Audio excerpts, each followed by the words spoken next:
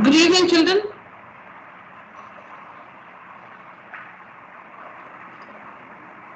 Am I audible? Good evening, children. Good evening, ma'am. Good evening. Good evening, ma'am. Good evening, children. Good evening. Good evening, ma'am. Good evening. Let's recall the midpoint theorem.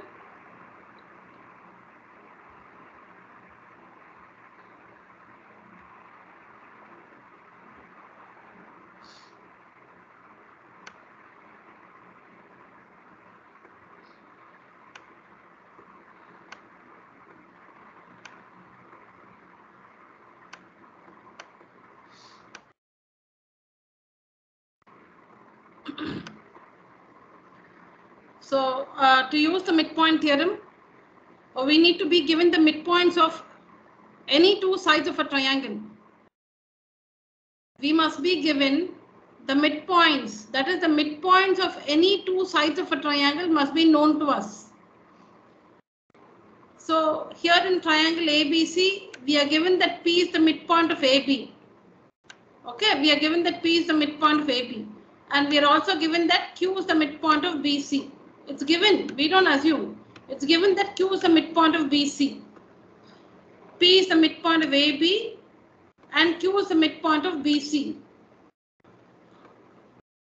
So under these conditions, by the midpoint theorem, triangle, two sides, midpoints. Now P and Q are the midpoints. So PQ is a line segment joining the midpoints. P is the midpoint of AB, Q is the midpoint of BC. PQ is the line segment joining the two midpoints. Now this line segment will be parallel to the third side of the triangle. This is the result by the midpoint theorem. When we know the midpoints of any two sides of a triangle, the line segment joining the midpoints will be parallel to the third side. And it will be equal to half the length of the third side. That is, PQ is parallel to AC. PQ is equal to half of AC. By the midpoint theorem, the statement is the line segment joining the midpoints of any two sides of a triangle is parallel to the third side and equal to half the length of the third side.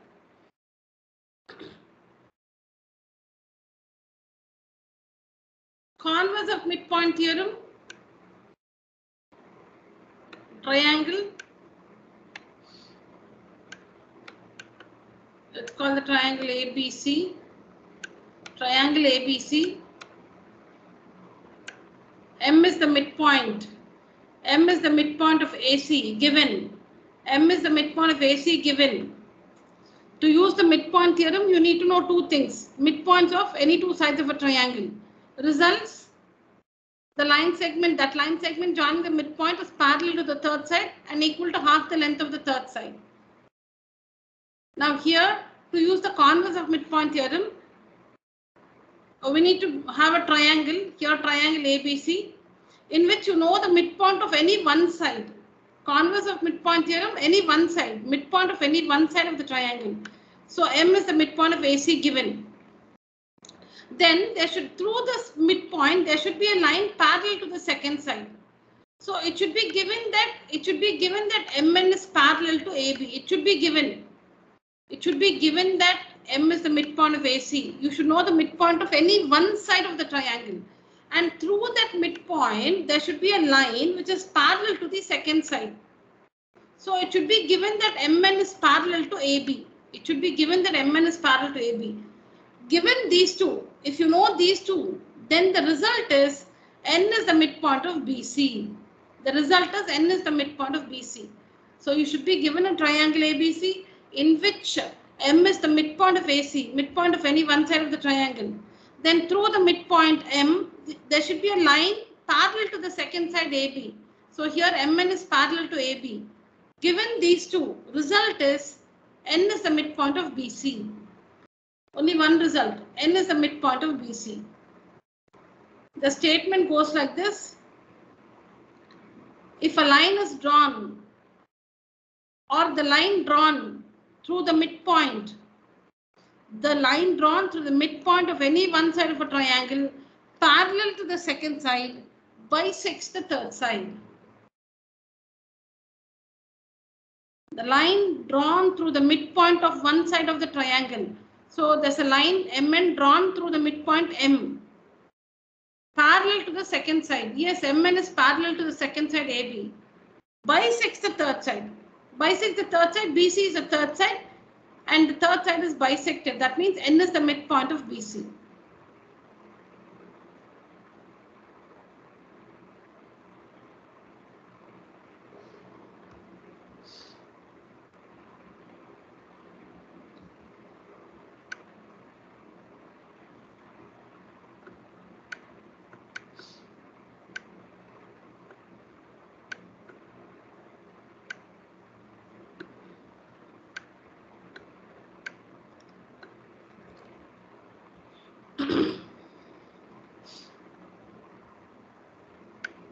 Okay, Arav, can you tell me if we need to use the midpoint theorem? If we need to use the midpoint theorem, what are the conditions that must be given to us or known to us?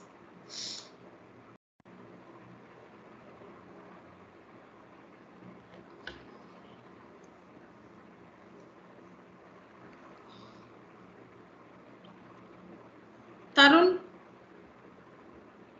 Ma'am? Yeah, Tarun, tell me. Is it E, Tarun? Is it Tarun E?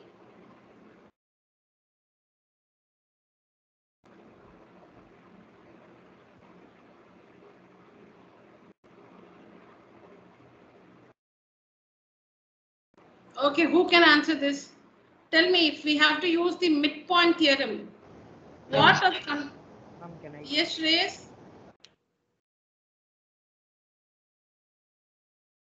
What are the conditions that must be known and what are the results by the midpoint theorem? Ma'am, can I? Ma'am, we have to have midpoints of two line segments. Yeah, so now tell me from this figure, what can you say? Given? The midpoint of AB is Q and the midpoint of BC is P. Given? No, okay, given P is the midpoint of BC, Q is the midpoint of AB, correct? Yes, ma'am. Yeah, then what is the result? So if you're given this, what is the result by midpoint theorem? Ma'am, if we join the midpoint of AB and midpoint of BC, that is Q and P, ma'am, that would be QP. parallel to the third side AC, ma'am. Okay, so PQ will be parallel to AC and then one more result. AC Q, ma'am, then AC is equal to half of QP, ma'am. AC is half of QP, huh?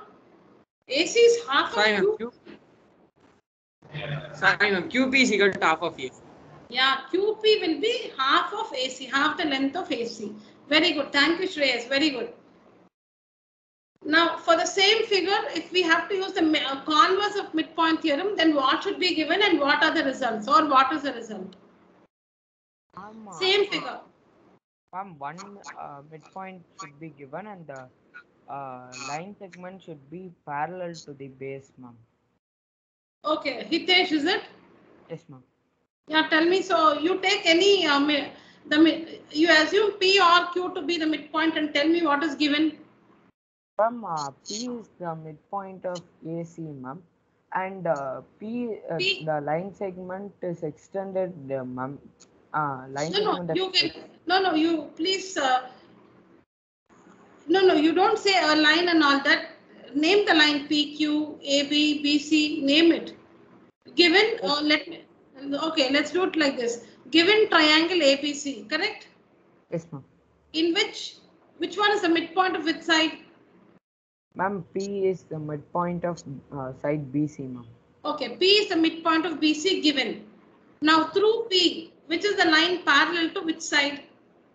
Ma'am, PQ is parallel to AC, ma'am. That should be given or that is the result? That should be given, ma'am. Yeah, that should be given. So P is the midpoint of BC should be given. P midpoint of BC should be given and through P, PQ is parallel to AC also should be given, correct? Yes, ma'am. Then what is the result by the converse of midpoint theorem? Q bisects side AB, ma'am. Q is the midpoint. PQ bisects. Q is the midpoint of AB. If you want to use the word bisects, then you should say PQ. PQ bisects AB. PQ bisects AB, or you can say Q is the midpoint of AB. Correct? Yes, yes, ma'am. Okay, thank you, Hitesh and Shreyas. I hope the class is understood.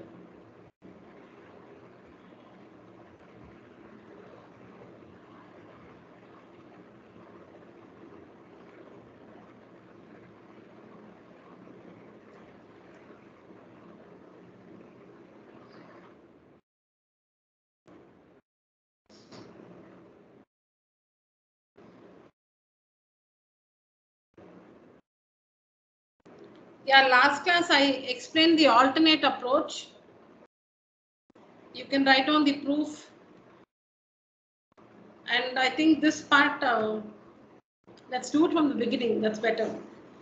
So in question number 2, ABCD is a rhombus. One we finished, children. Question number 2, ABCD is a rhombus. Given rhombus ABCD. P is the midpoint of AB. Midpoints. R is the midpoint of CD. Q is the midpoint of BC. S is the midpoint of AD. P, Q, R, S. Midpoints of AB, BC, CD and AD. All right. Am I audible, children? Yes, ma'am. Okay. Yes. All right. So PQRS are the midpoints of the sides ABC. Be careful, okay? PQ is the midpoint of AB. Mark it carefully. P is the midpoint of AB. Q is the midpoint of BC. R is the midpoint of CD. And S is the midpoint of AD.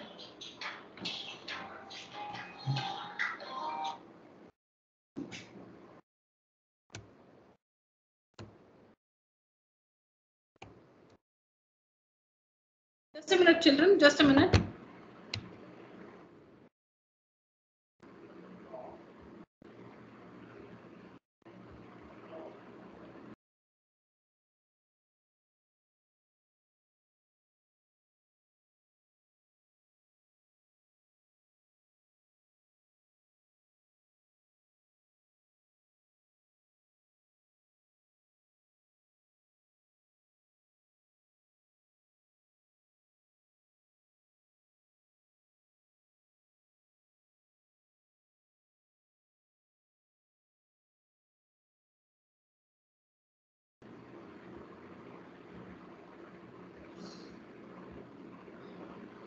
Children, please write down this proof. I'll just get back. This is an alternate proof for question number 2.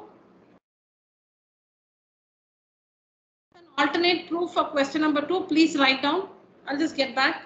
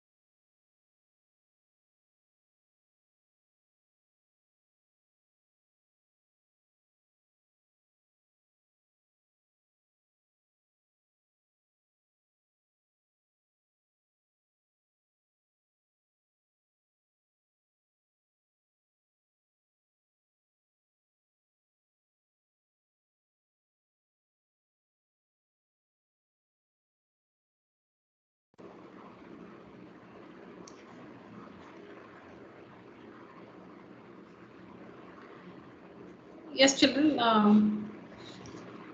I want to continue. Please stop writing. I just want to continue. So here we are given a rhombus ABCD. We are given a rhombus ABCD. You can see it here. ABCD is a rhombus. PQRS are the midpoints. PQRS are the midpoints of the sides of the rhombus ABCD. We need to prove that. Now you can see a quadrilateral formed by joining the midpoints. ABCD is a rhombus. PQRS are the midpoints of the sides of the rhombus ABCD. Now when you join, okay, now how do we make this figure? That's important.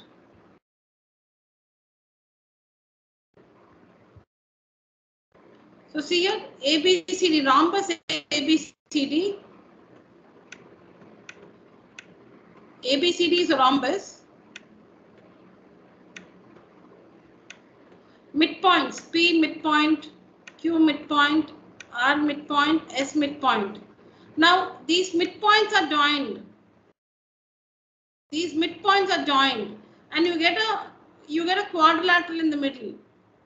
PQRS is a quadrilateral. You need to prove that this quadrilateral is a rectangle. You need to prove that this quadrilateral is a rectangle. That is, you must prove that the quadrilateral formed by joining the midpoints of the sides of a rhombus is a rectangle. It will always be a rectangle. The quadrilateral formed by joining the midpoints of the sides of a rhombus is a rectangle. So we need to prove that PQRS is a rectangle. PQRS is a rectangle. So for that, the construction is first join BD, or you can even join AC. Join the diagonal of the outer quadrilateral. Join the diagonal of the outer quadrilateral. So join BD. Join BD. You can see here, join BD.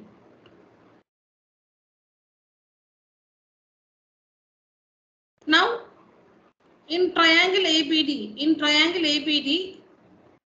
you can say that P is the midpoint of AB, S is the midpoint of AD. So by midpoint theorem, PS is parallel to BD.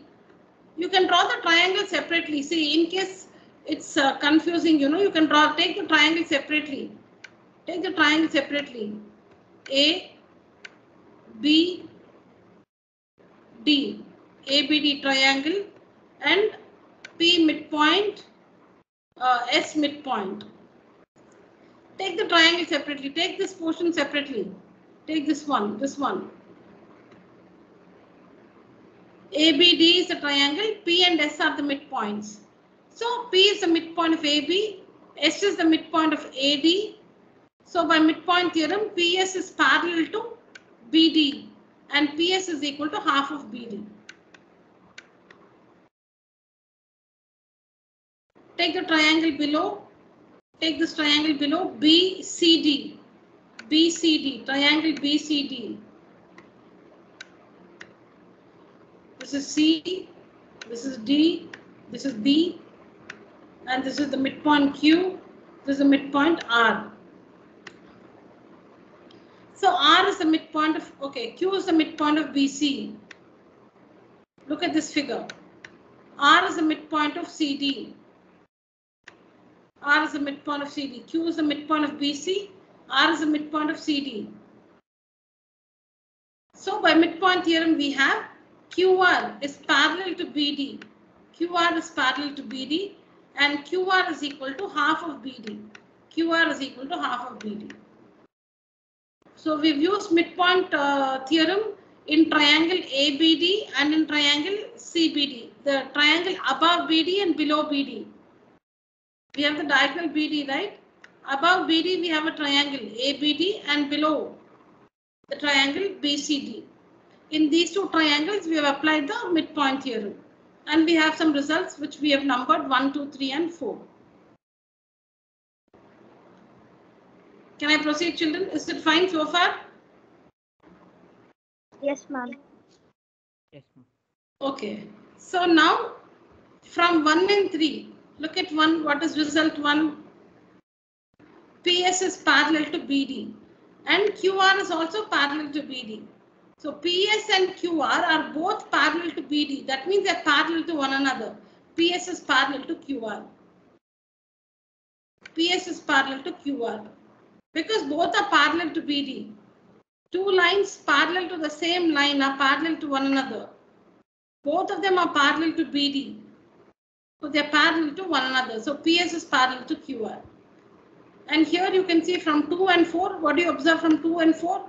PS is half BD. QR is also half BD. Both are equal to half BD. PS is half of BD. QR is also half of BD. That means PS is equal to QR. From 2 and 4, PS is equal to QR. Now from this, what have we proved? In quadrilateral PQRS, in the quadrilateral PQRS, we have proved that PS is parallel to QR. PS is parallel to QR and PS is equal to QR. PS is equal to QR. We have proved that in the quadrilateral, one pair of opposite sides is parallel and equal. We have proved that one pair of opposite sides is parallel and equal. In PQRS, one pair of opposite sides parallel and equal. Therefore, PQRS is the parallelogram.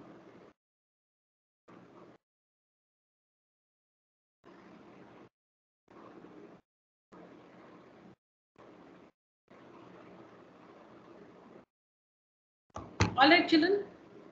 Do we understand this much? Yes, ma'am. How to prove that PQRS is a parallelogram?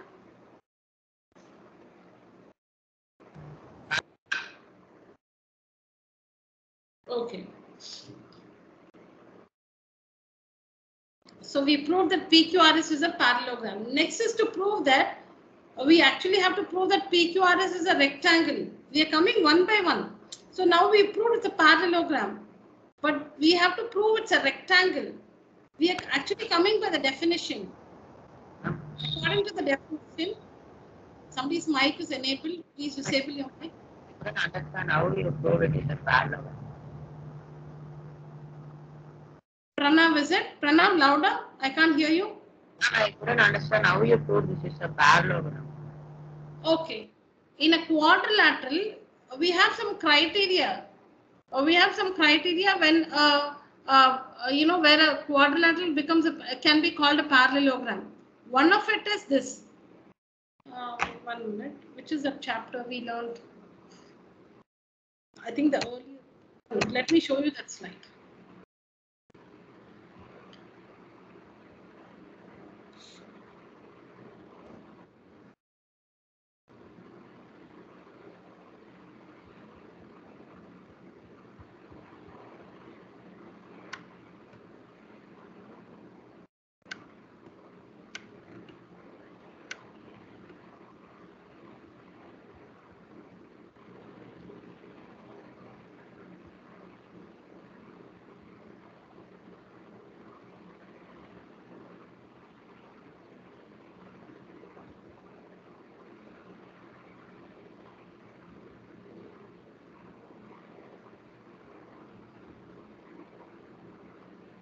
Yes, Pranav.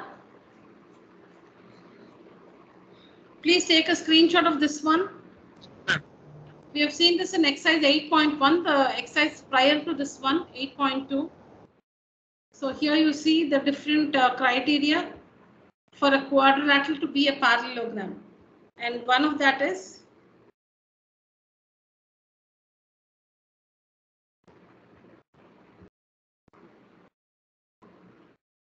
see here.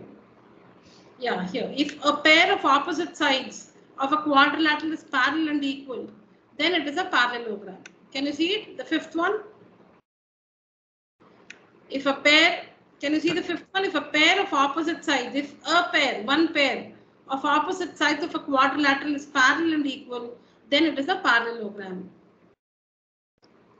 If the diagonals bisect each other, if the diagonals of a quadrilateral bisect each other, then the quadrilateral is a parallelogram. if each pair of opposite angles is equal. Each pair meaning both the pairs. There are two pairs. Both the pairs of opposite angles must be equal. Not must be equal. If both the pairs of opposite angles are equal, then the quadrilateral is a parallelogram.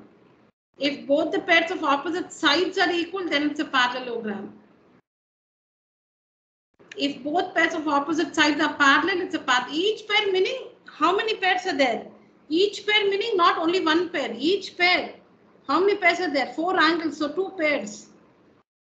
2 pairs.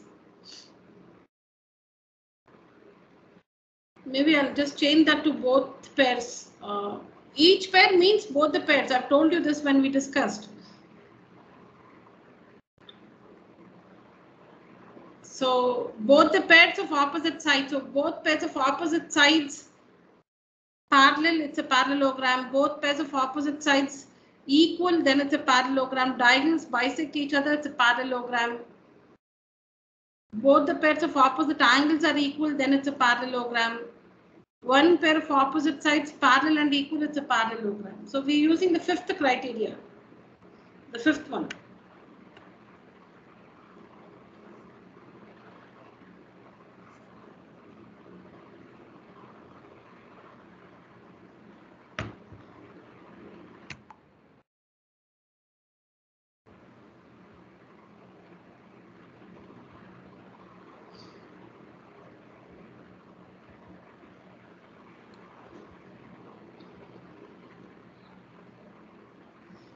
All right. So we proved that one pair of opposite sides is parallel and equal. See here, PS is parallel to QR and PS is equal to QR. PS is parallel to QR. Is parallel to QR and PS is equal to QR. One pair of opposite sides parallel and equal. So PQRS is a parallelogram. By the definition, to prove it's a rectangle, we need to prove that one of the angles is 90 degrees. Either P is 90 or S is 90 or Q is 90 or R is 90. You need to prove one of these angles is 90 degrees. So in the earlier proof, what we have done is, see till here it's the same. You can see, you know, 2 methods to prove this result. So this is common to both the proofs. Proving that PQRS is a parallelogram. Till here it's common to both. PQRS is a parallelogram. See here. Here also we prove that PQRS is a parallelogram. This is common to both.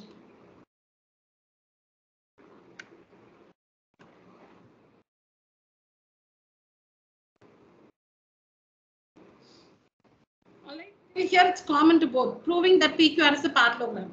Now here, to prove that PQRS is a rectangle, we are trying to show that angle 5 is 90 degrees. We are trying to prove that angle 5 is 90 degrees. So it's so then the definition, then it when angle 5 is 90 degrees, we have a parallelogram PQRS in which one angle is a right angle. So PQRS is a rectangle. We've already proved that PQRS is a parallelogram. If we prove that angle 5 is 90 degrees, that means angle P is 90. So a parallelogram in which one angle is a right angle is a rectangle, and hence PQRS is a rectangle. That's what we have to prove. So the proof here, the first method, number the angles as you see. Number the angles. So see, just number these 3 angles and these 3 angles. You can number them in a different way also. So I have called 1, 2, 3, 4, 5, 6 like this. You can number them in whatever fashion you want. But you have to take these 3 angles, these 3 angles and these 3 angles. It's very easy. Now let's see how we prove that angle 5 is 90. Now take up this triangle. See, the idea is we have to show that angle 1 is equal to angle 2. We'll have to prove that angle 1 is equal to angle 2.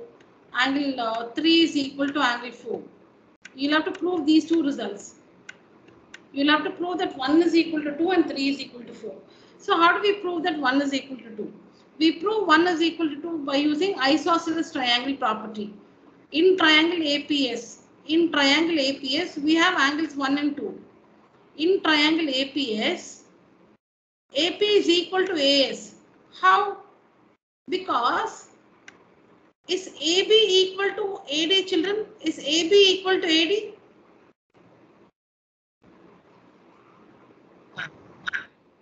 Is AB equal to AD? Yes, ma'am. Okay. What is half of AB? Ma'am, PA. Half of AB? PA, ma'am. PA. Very good. PA. And what is half of AD? Yes. AS. AP and AS. So if AB is equal to AD, half of AB will be equal to half of AD. AB is equal to AD. AB is equal to AD. Then half of AB will be equal to half of AD. That is the reason for AP is equal to AS. In triangle APS, AP is equal to AS. In triangle APS, AP is equal to AS. Why AP is equal to AS? Because AB is equal to AD and half of AB will be equal to half of AD. Half of AB is AP and half of AD is AS. So if AP is equal to AS, by isosceles triangle property, angle 1 is equal to angle 2, because when two sides are equal, the angles opposite to them are equal in a triangle. So angle 1 is equal to angle 2.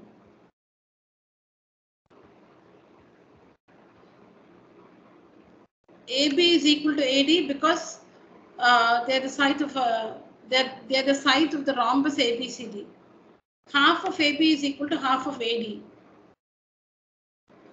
Half of AB is AP and half of AD is AS.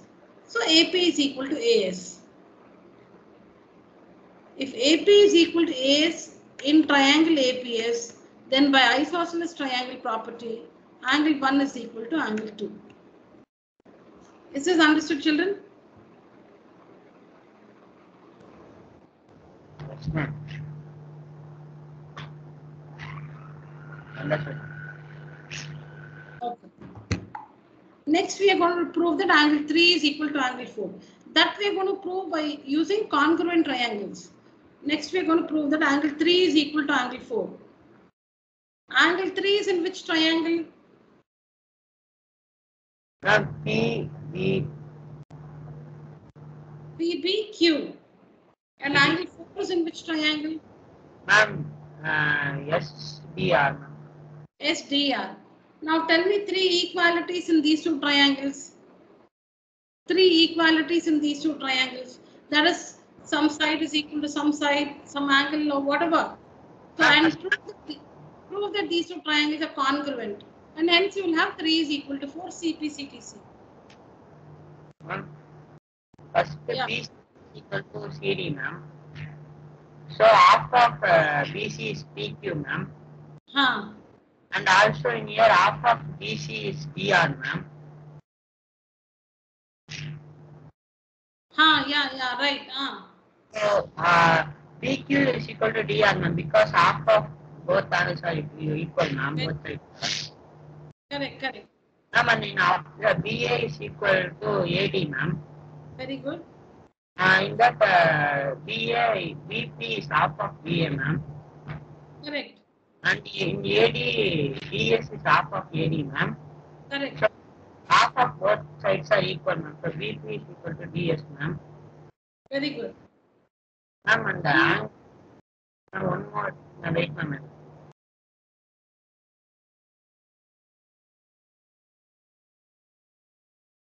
Pranav, we have proved that PQRS is a parallelogram, right?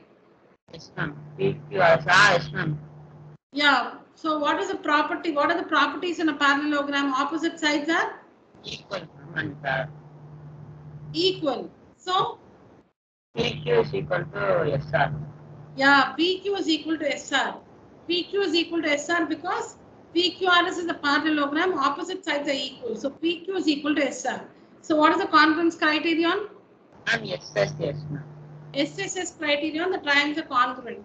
CPCTC, angle 3 is equal to angle 4. Very good, Pranav. After a long time, very good. Thank you. Yeah. So children, we have to prove that angle. So angle 1 is equal to angle 2 by isosceles triangle property.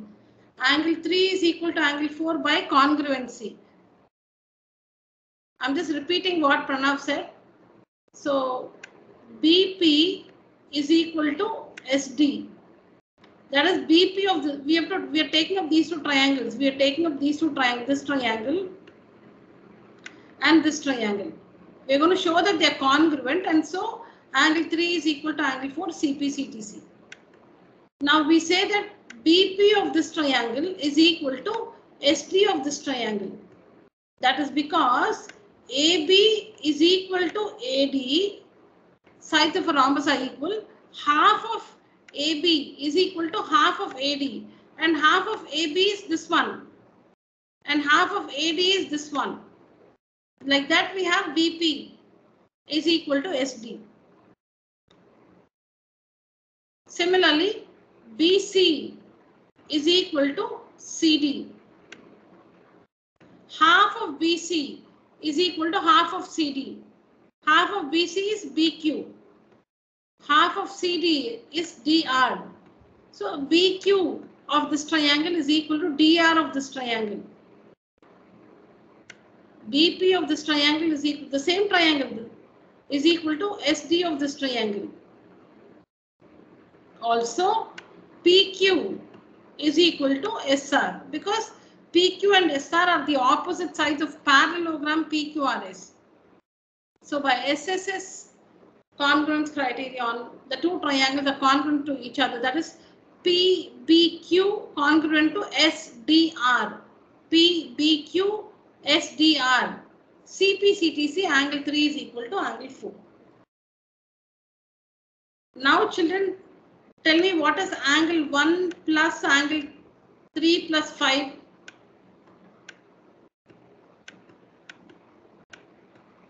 What is the sum of the angles 1, 3 and 5? What is angle 1 plus angle 3 plus angle 5? 180 degrees. 180 degrees. What is angle 2 plus angle 4 plus angle 6? 180 degrees. Huh? 180 degrees. 180. That means these two are equal, right? Yes, ma'am.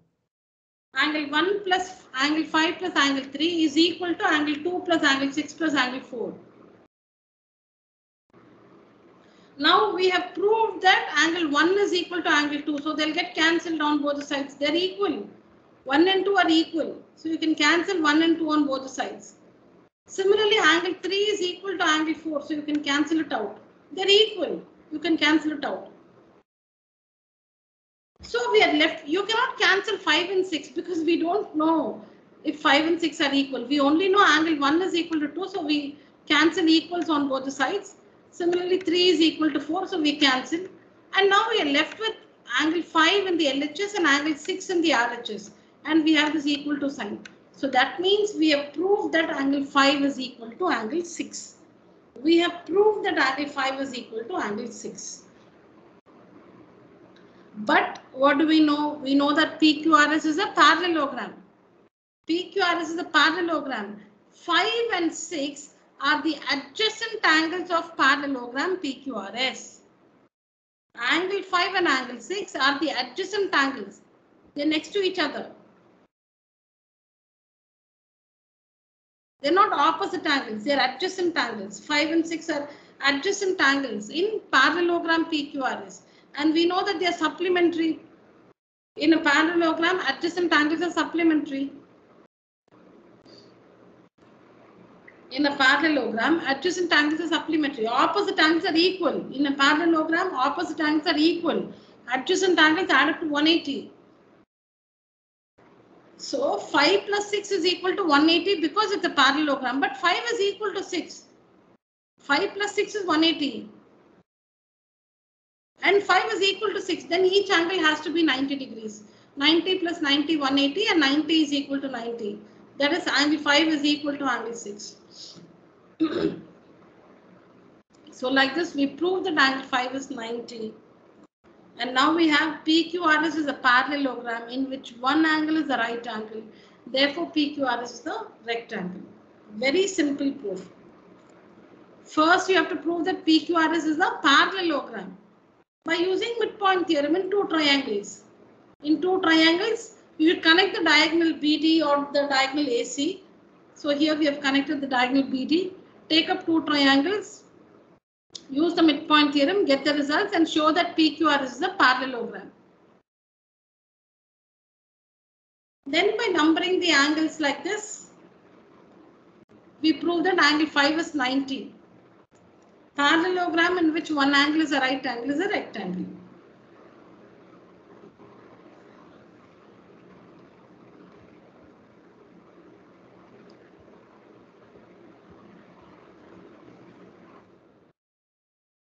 Second approach is, it's the same. Till proving that it's a parallelogram, the approach is the same.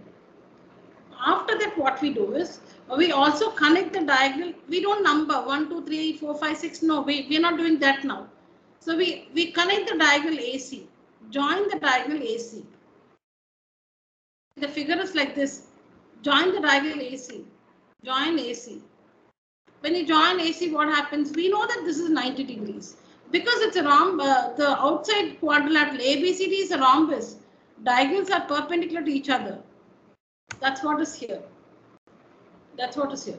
Now what we are going to do is, we are going to prove that this one is a parallelogram. This one. You can even prove that this is a parallelogram. You can prove that this is a parallelogram. Or you can prove that this one is a parallelogram. Or you can prove that this one is a parallelogram. If you prove that this is a parallelogram, you should prove that this is 90. Or this is 90 if this one is a parallelogram. This is 90 if this is a parallelogram. So we are now going to prove that this one is a parallelogram. So this one 90 degrees. We're going to prove. We're going to prove that it's a. We're going to prove that this one is a parallelogram, and later prove that this angle is 90 degrees. Okay. So we already know. Earlier we have proved that PS is parallel to BD. By midpoint theorem, we have proved that PS is parallel to BD. Where is it?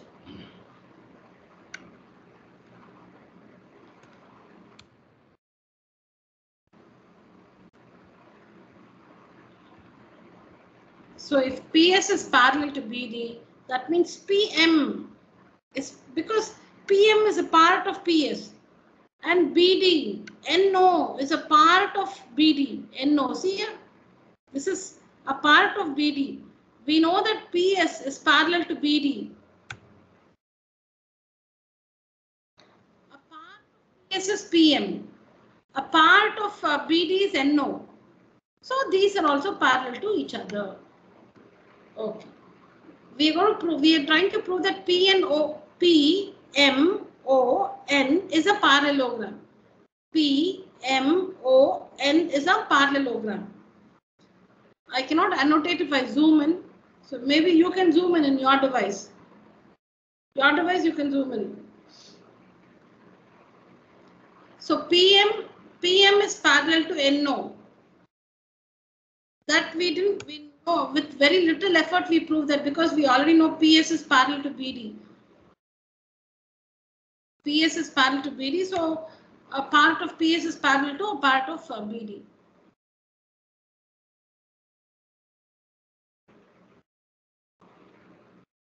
Next, we are going to prove that PN is parallel to MO. So like this, we'll prove that both the pairs of opposite sides are parallel, so it's a parallelogram. Both pairs of opposite sides are parallel, so it's a parallelogram. To prove that PN is parallel to MO. To prove this, what we're going to do is we're going to prove that PQ is parallel to AC. PQ is parallel to AC by using midpoint theorem. We're going to prove that PQ is parallel to AC. So Pranav, tell us which triangle will you take, Pranav? To prove that PQ is parallel to AC, which triangle? Ma'am, can you repeat the question? In triangle? Ma'am, can you repeat the question again? No, your voice is not very clear, so maybe next time you can say. Somebody else tell me, to prove that PQ is parallel to AC, in which triangle should we apply the midpoint theorem? Triangle ABC. Triangle ABC. In triangle ABC, P is the midpoint of AB, Q is the midpoint of BC. So by the midpoint theorem, PQ is parallel to AC. You can draw the triangle separately.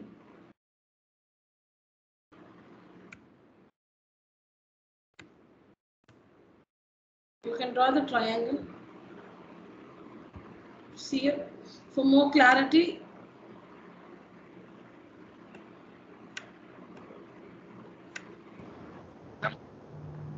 Yeah.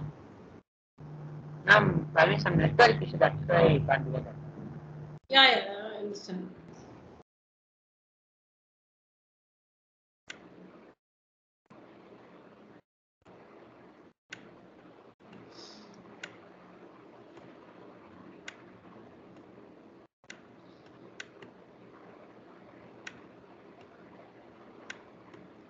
So in triangle ABC, P is the midpoint of AB, Q is the midpoint of BC. So by midpoint theorem, PQ is parallel to AC. That result is enough for us. That result is enough. PQ is parallel to AC is enough. PQ is equal to half AC, you can write, but we don't need that result.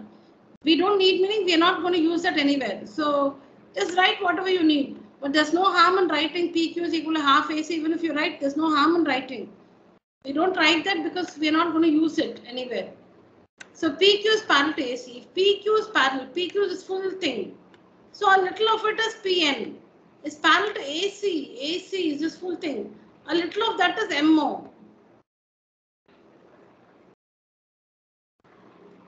So since PQ is parallel to AC, part of PQ's PN is parallel to a part of AC's MO. So like this, we have both the pairs of opposite sides parallel. In PMON,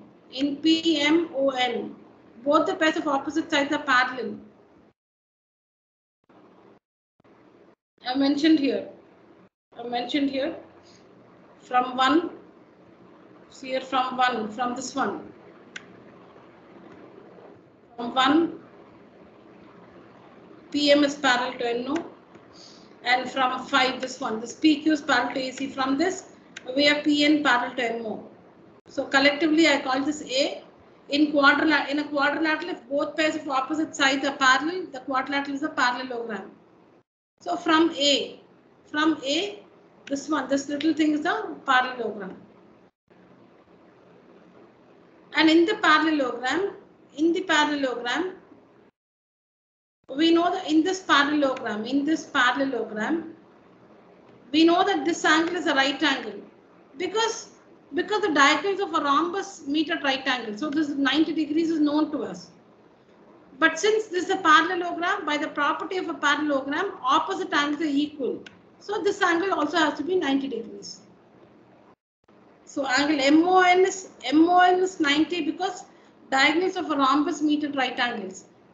But MPN is 90 because opposite angles of a parallelogram are equal.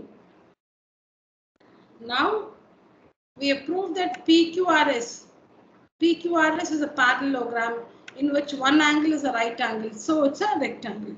So PQRS is a rectangle.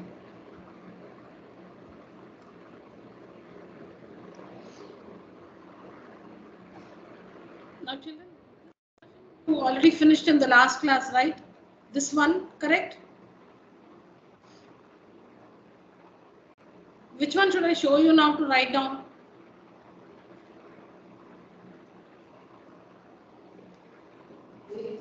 The one which we did now. No, okay. All right, children, please write down.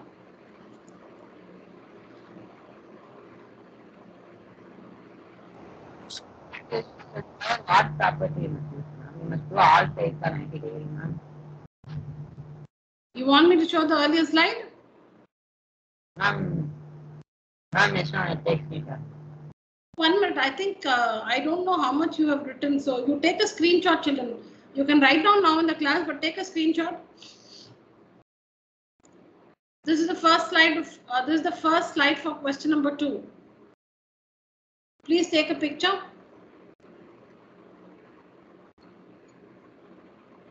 This is the second slide for question number 2. First method, second slide.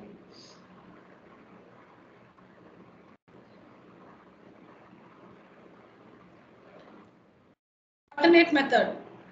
First slide, alternate, same question, question number 2. Alternate proof, first slide.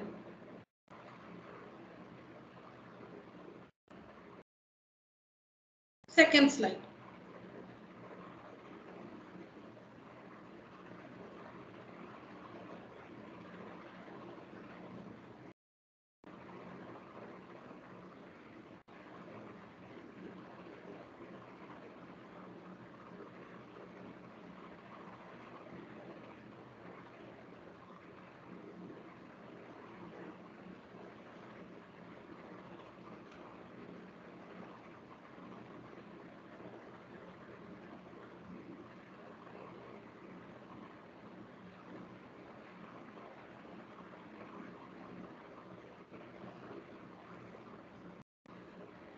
Please write down, children.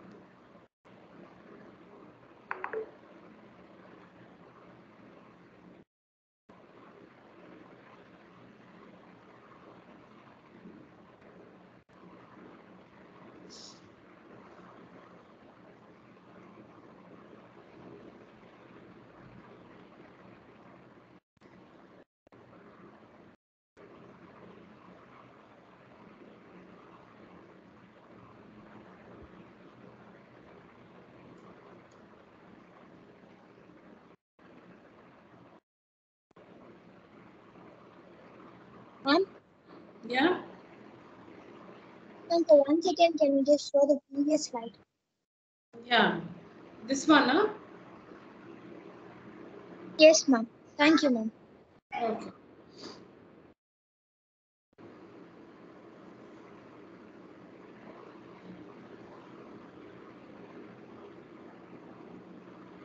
Finish writing, children?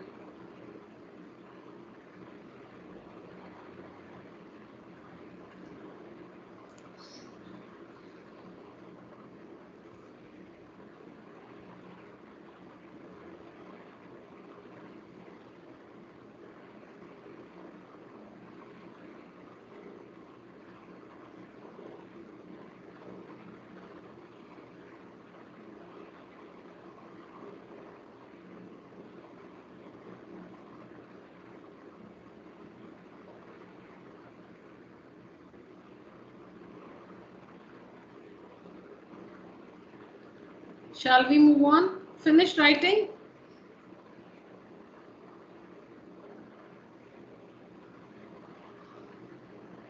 Yes, ma'am. Others? Yes, ma'am.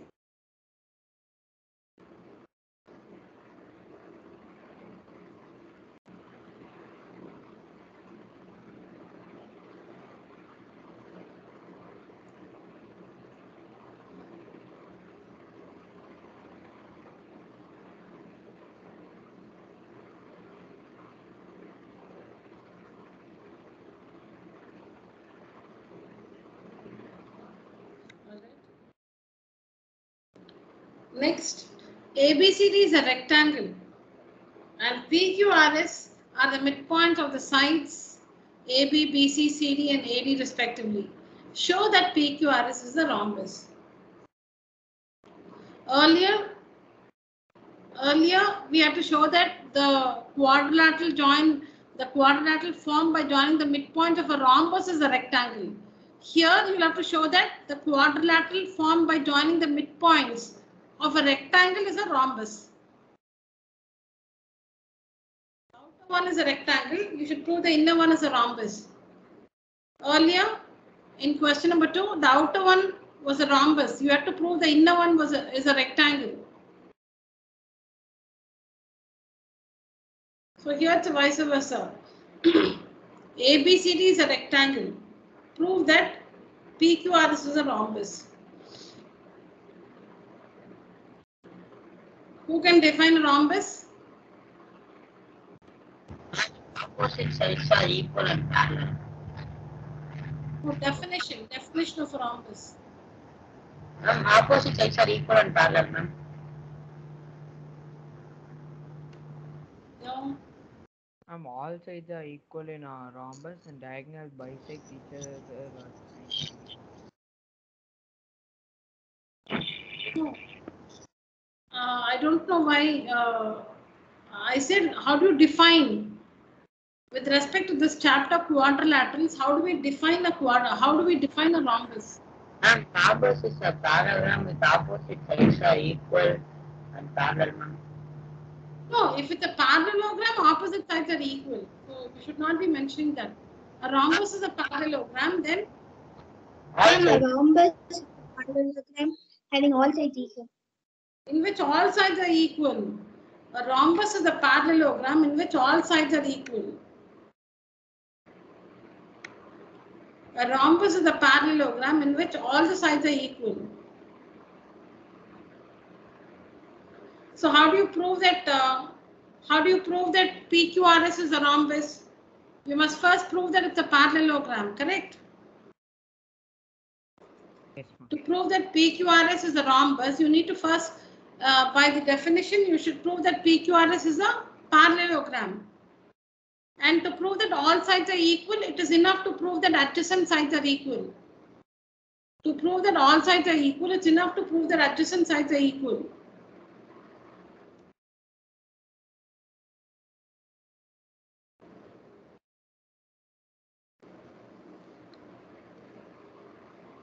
So you need to first connect one of the diagonals of the outer quadrilateral. So join AC or join BD. The figure is understood, no? ABCD is a rectangle. Midpoints PQRS. When you connect them, you get another quadrilateral. You should prove that PQRS is a rhombus.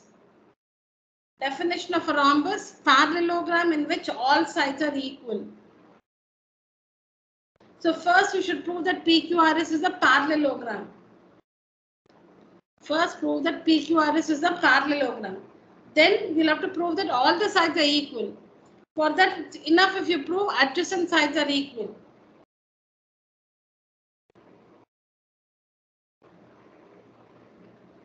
Then it will satisfy, PQRS will satisfy the definition of a rhombus and hence it's a rhombus.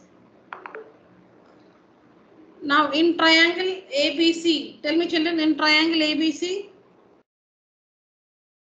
how do we use the midpoint theorem?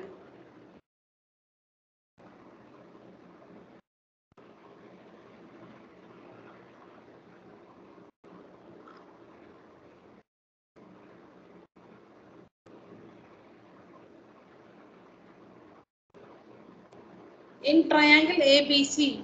Triangle ABC, ma'am. P is the midpoint of AB, ma'am. P is the midpoint of AB. Good. Q is the midpoint of BC, ma'am. Q is the midpoint of BC. Good. R is the Therefore, midpoint of BC, ma'am. yeah, therefore, by midpoint theorem, Ma'am, therefore, the back, ma'am. yeah, what are the results? PQ is parallel to R. PQ is parallel to R, ma'am. AC, ma'am. AC. PQ is parallel to AC. AC is a triangle. ABC is the triangle. So PQ is parallel to AC and then One RC, ma'am. what are the results by the midpoint theorem? The line segment will be parallel to the third side and equal to half of it. PQ is parallel to AC and PQ is equal to half of AC. Which is the other triangle to be taken up?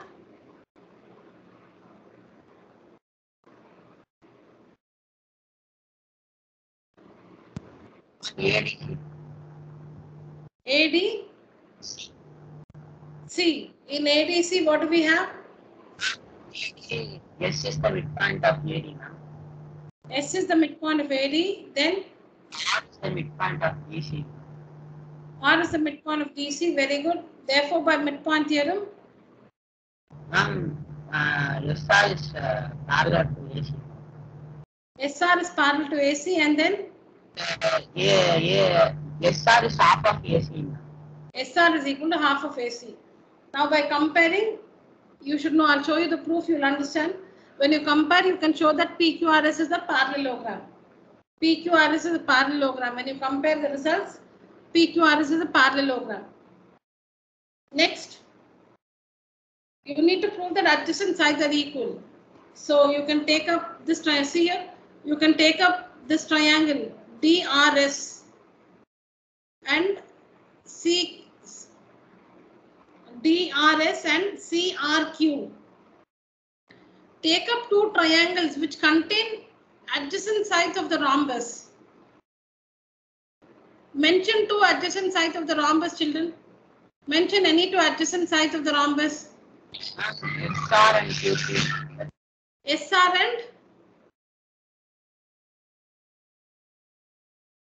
and PQ, ma'am. PQ. They're the opposite sides. Ma'am, SR and RQ, ma'am, and QR and PS, ma'am. No, you tell any one pair. Any one pair you tell me. SR and QR, ma'am. SR and QR. SR is in which triangle? SR is a side of which triangle? SR, ma'am. PSR, ma'am. PSR. RQ is a side of which triangle? QR, ma'am. CQR. Okay, Pranav, tell me another pair of adjacent sides of the rhombus. QP and SP, ma'am. QP and SP. QP is a side of which triangle? QBP, ma'am. QBP. SP is a side of which triangle? AP, ma'am. APS or ASP. Now you should prove that these two triangles are congruent to each other. If you prove that these two triangles are congruent to each other, you will get, by CP/CTC, you will get PQ is equal to PS. PQ is equal to PS. If you prove that this triangle is congruent to this triangle, you can prove these two are congruent, you will get the result PQ is equal to PS CP/CTC. So in parallelogram PQRS, adjacent sides are equal. That means all the sides are equal. So in PQRS, in parallelogram PQRS, all sides are equal and hence it's a rhombus. Please write down the proof, children, and then you can ask me your questions.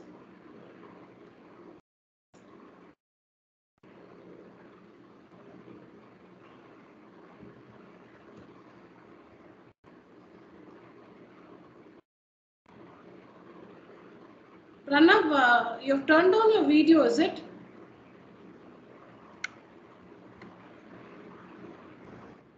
When I entered, I got off.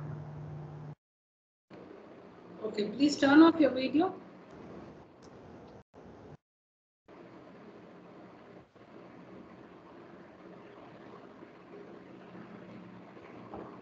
Class, use the emoji, raise your hand.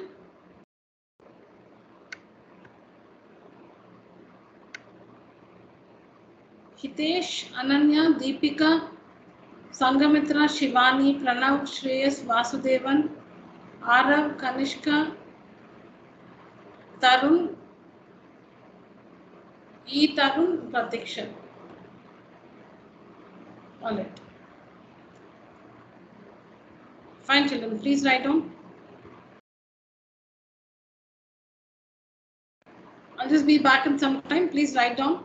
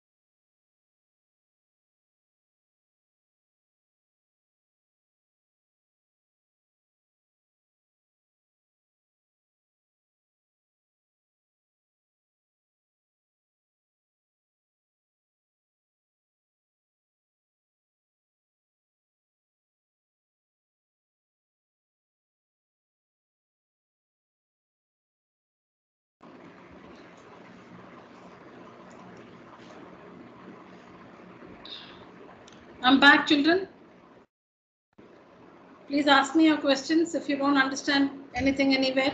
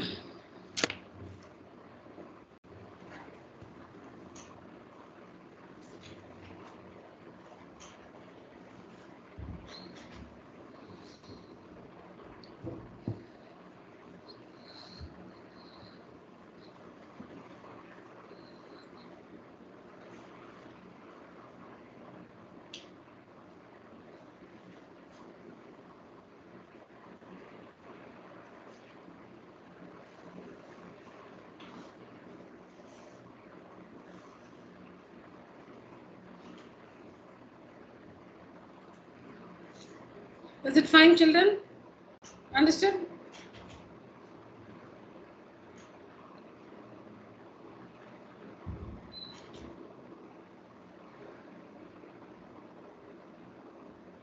Yes, ma'am. Okay. One representative for the class, thank you. All right, so here ABCD is a trapezium. Ma'am, the last diagram, can you show it one more time, ma'am? The last part, line alone. Yeah.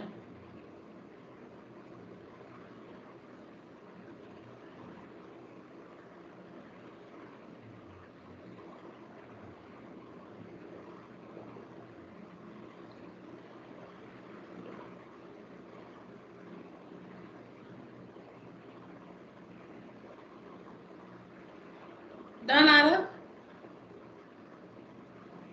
Yes, ma'am. Okay.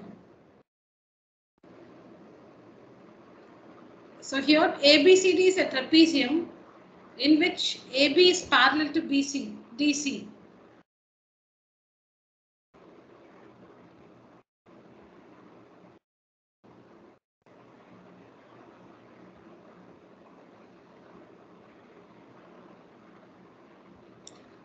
Okay. ABCD is a trapezium in which AB is parallel to DC. BD is a diagonal. BD, yeah, we can see BD is a diagonal. E is the midpoint of AD. E is the midpoint. E is the midpoint of, I'll just mark it like this, meaning midpoint. E is the midpoint of AD. A line drawn through E. So this is a line drawn through E. A line drawn through E parallel to AB. So this is drawn parallel to AB. This one is drawn parallel to AB. A line through E drawn parallel to AB intersecting BC at F. A line is drawn through E parallel to AB intersecting BC at F. This is not given to be the midpoint. This one is not given to be the midpoint. Show that F is the midpoint of BC. You need to show that F is the midpoint of BC. Let's see the information given again. ABCD is a trapezium. So this side is parallel to this side. ABCD is a trapezium. Opposite sides. These two sides are parallel. AD and BC are the non-parallel sides. It's given here. AB is parallel to DC is given. Okay, so AB is parallel to DC. Then BD is a diagonal. That we understand. BD is a diagonal of the trapezium ABCD. E is the midpoint of AD. Through E, a line is drawn parallel to, this line is drawn parallel to AB. And this line intersects BC at F. You need to prove that this is the midpoint. F is the midpoint of BC. We need to prove that. Now children, take up triangle ABD and tell me what if you can use the midpoint theorem or the converse of midpoint theorem. In triangle ABD,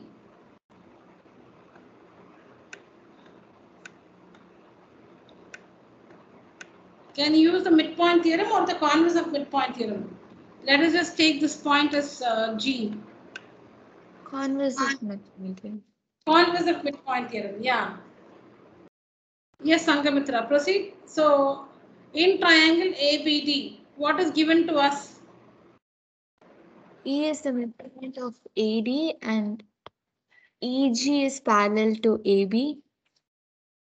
Therefore, by converse of midpoint theorem, By converse of midpoint theorem, G is the midpoint of BD. BD. Thank you, Sangamitra. Yes. Let me just repeat what you said. So, in triangle ABD, E is the midpoint of, it's given, E is the midpoint of AD is given.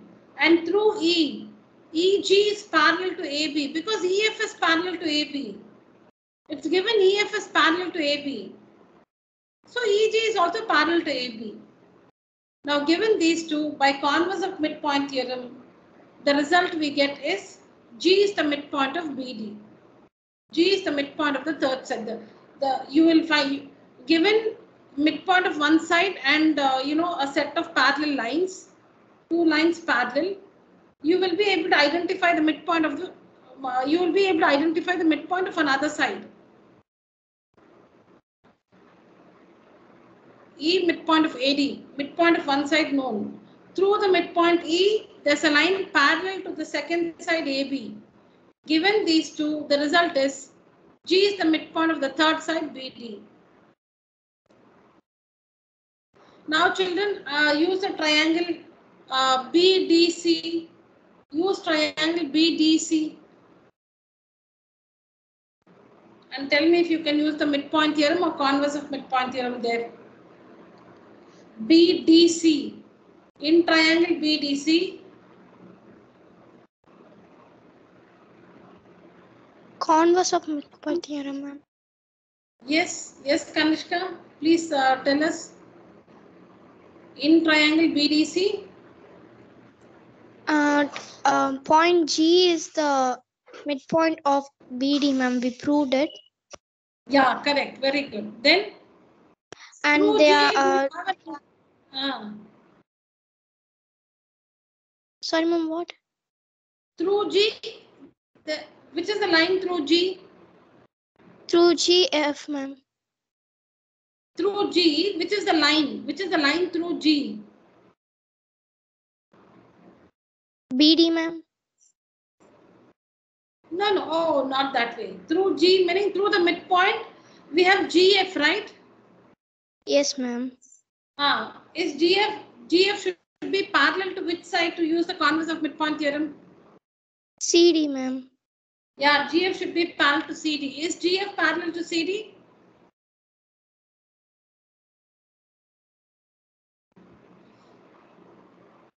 No, ma'am. No, but we can prove it's not directly given. But is it given that AB is parallel to CD? Yes, ma'am. Is it given that EF is parallel to CD? I'm sorry, EF is parallel to AB? Yes, ma'am. So, from these two, we have EF is parallel to CD, correct?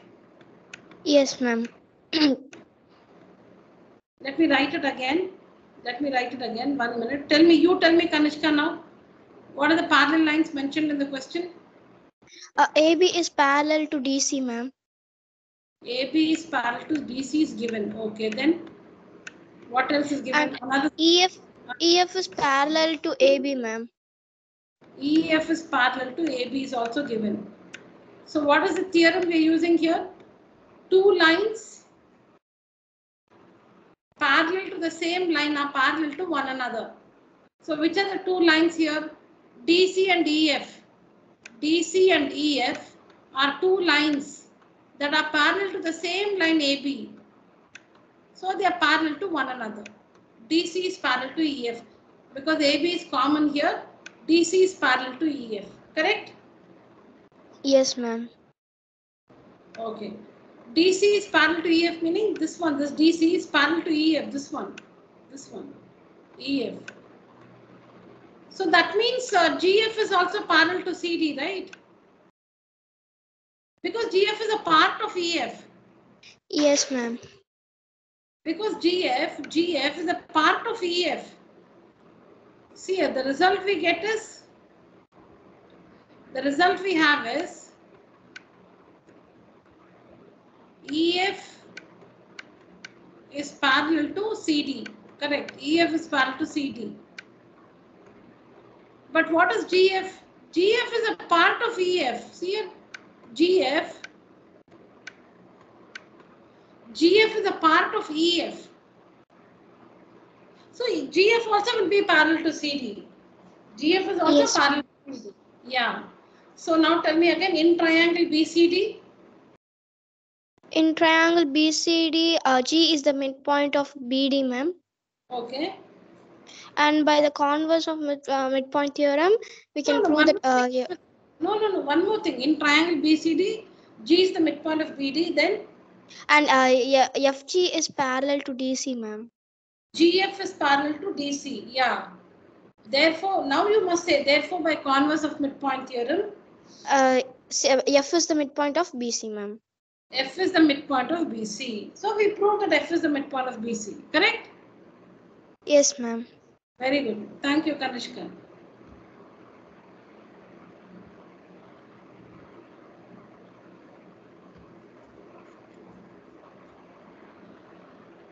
See, children, only if you participate, I can make out what you are and how I should help you better.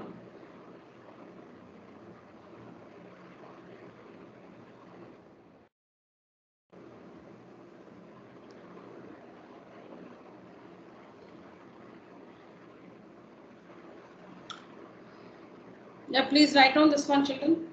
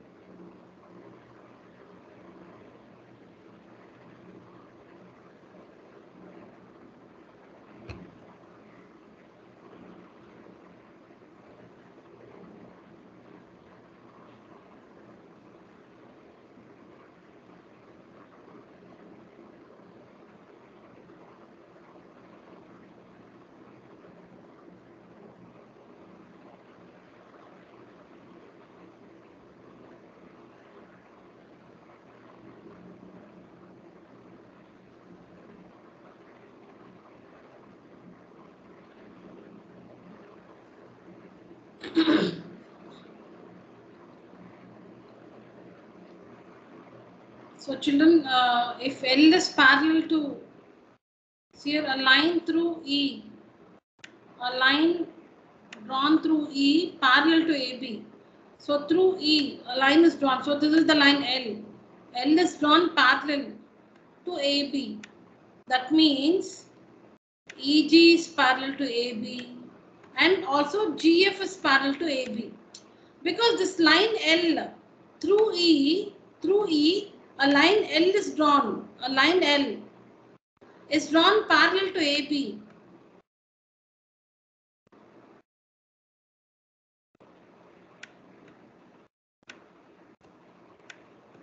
Through E, through this point E, a line, you can see this, a line is drawn parallel to AB. Parallel to AB, that means EG is parallel to AB. GF is also parallel to AB because they're all a part of L. They're all a part of L. Here also this EF. By mistake I've typed GF, it's EF.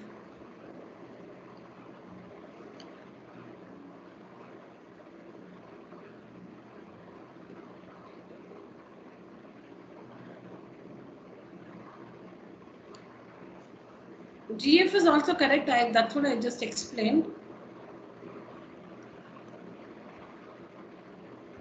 One minute. This is L. Yeah, I just explained that for that reason only. So now you can write GF. I just told you why GF is parallel to AB. Through E, a line is drawn. Through E, a line is drawn parallel to AB. That means EG is a part of L. GF is also a part of L. So EG is parallel to AB is correct. GF is parallel to AB is also correct. L is parallel to AB is what is given. That's also correct. That's what is given. So GF is parallel to AB because L is parallel to AB. Because L is parallel to AB. So you can see that GF is parallel to AB and CD is also parallel to AB. So AB you can cancel and you'll get GF is parallel to CD. GF is parallel to CD. Two lines parallel to the same line are parallel to each other.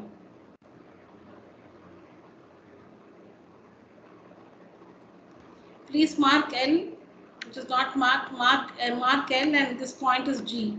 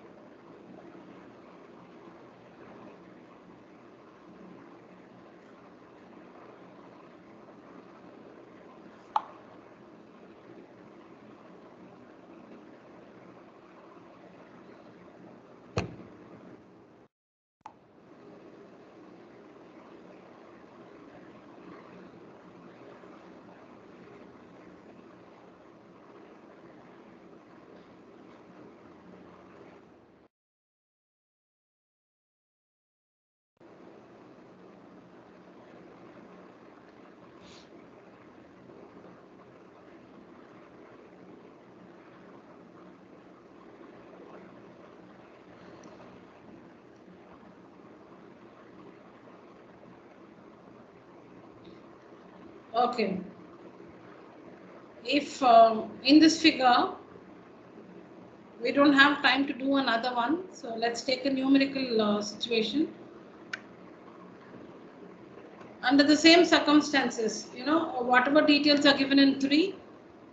Okay, so supposing this is 20 and this one is 12.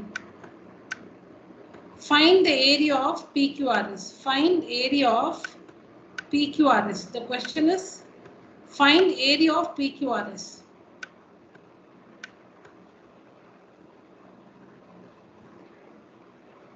I've given you some numbers. AB is 20 units. BC is 12 units.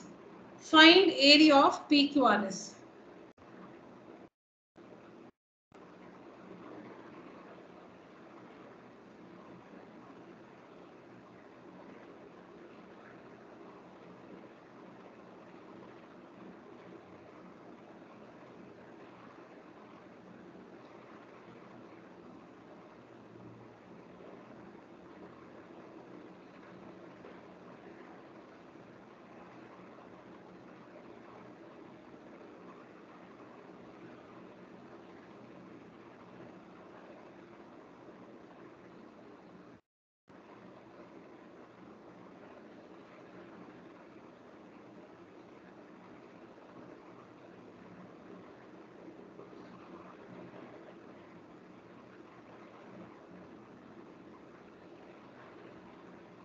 Yes, children.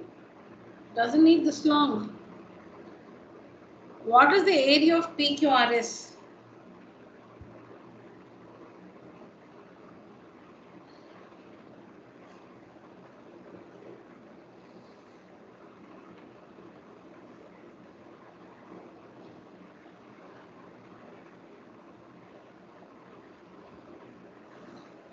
Have we all left the meeting? Are we there?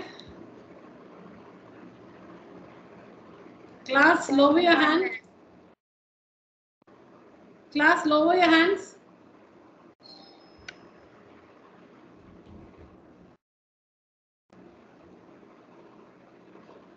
Arav, Tarun, Tarun, lower your hand. Arav.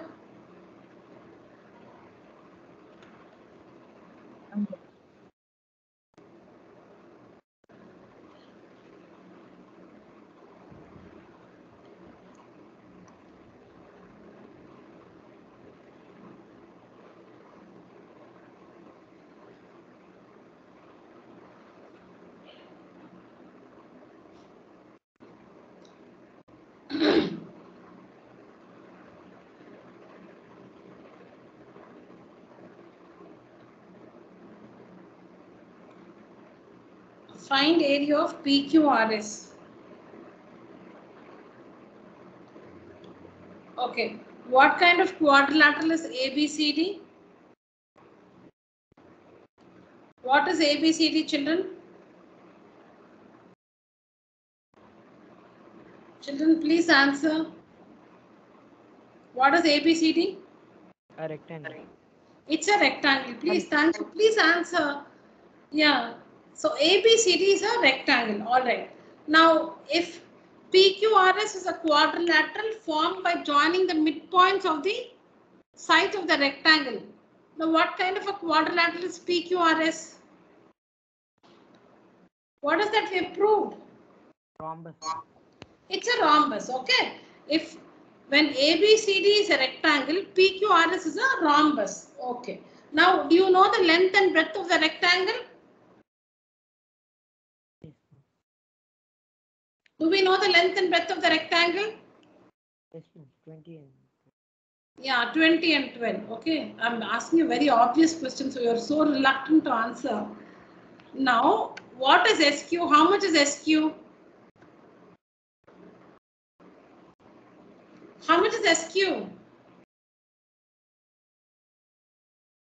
How much is SQ? 20. And what is SQ for the rhombus? diagonal. Okay, thank you. How much is RP or PR? It will be 12 ma'am. 12. And what is RP for the rhombus? Diagonal. Diagonal. So you know the diagonal SQ is 20 units. The diagonal RP is 12 units for the rhombus. And how do you find the area using the diagonals? How do you find the area of a rhombus using its diagonals?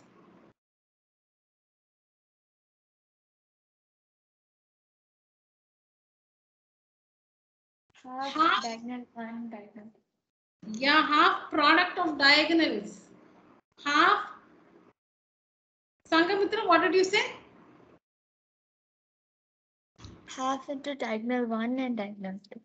Half into diagonal 1 into diagonal 2, or half product of diagonals. So what is the result, children? Half into 20 into 12. 120. 120. Very good. 120 square units. So the area of the rhombus PQRS is equal to 120 square units. So such will be the numerical ones. They'll be simple, but just that you should know the result. If ABCD is a rectangle, then PQRS is a rhombus. If ABCD is a rhombus, then PQRS is a rectangle. The results which we prove, you must remember. We'll remember. Once we finish all this, we'll also look into all that. We'll see how to remember the results. All right, children. So that's it for today's session. Thank you so much. If you have any questions, please stay back, else you may leave the call. Thank you, children. Thank you, ma'am. Please share the pictures of your classwork. Thank you, ma'am. Yeah, thank you, children. Thank you. Good night. Thank you. Thank you, children. Good night.